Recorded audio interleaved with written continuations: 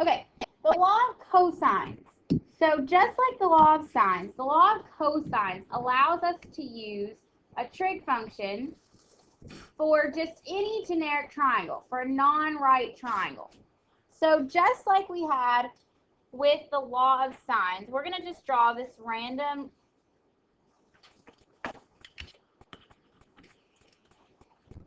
triangle. Yours doesn't disappear when you try to erase. Okay, so we have angles A, B, and C, and we have sides, little a, little b, and little c. Now, the law of cosines looks a lot scarier than what it is. After we write it out, we're going to talk about it. It should look pretty familiar.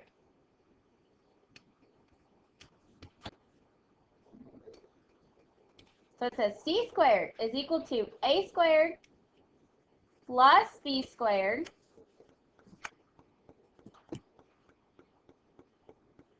I'll let you write down that part.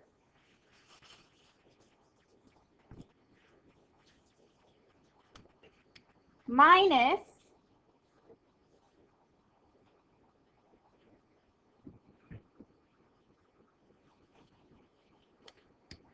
two AB times the cosine of C.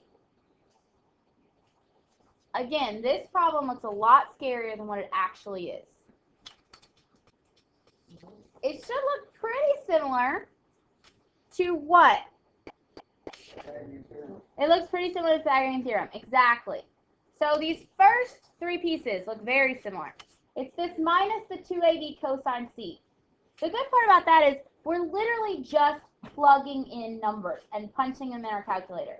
There's not a whole lot that we have to do here algebraically, so it should be pretty easy. Okay, so let's try a problem. We're doing problem number 1 on the front of your worksheet. Problem number 1 says find AB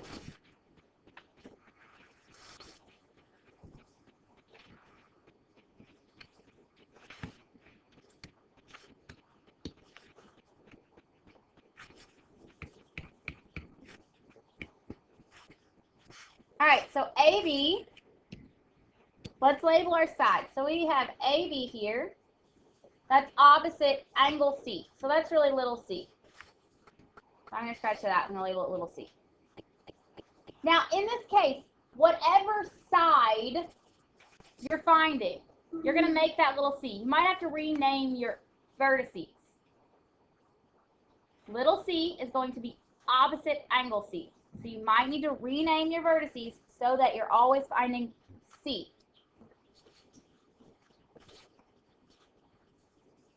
So we have C squared is equal to A squared, that's little c, plus B squared minus 2AB times the cosine of angle C. So we're just plugging in. So C squared, we don't know what C squared is. We're trying to find C. A squared, well, we've got angle A here, so that means this is little a. We've got angle B here, so that means that's little b. So A squared is going to be 29 squared plus B, what is B? 13, so we're going to square that, minus 2 times A, what is A? What is B? Times the cosine, and how many degrees is angle C? 41 degrees. So we literally just punch this in our calculators. 29 squared is 841. 13 squared is 169. 2 times 29 times 13 is 754 times the cosine of 41 degrees. All right, C squared. So 841 plus 169 is 1010.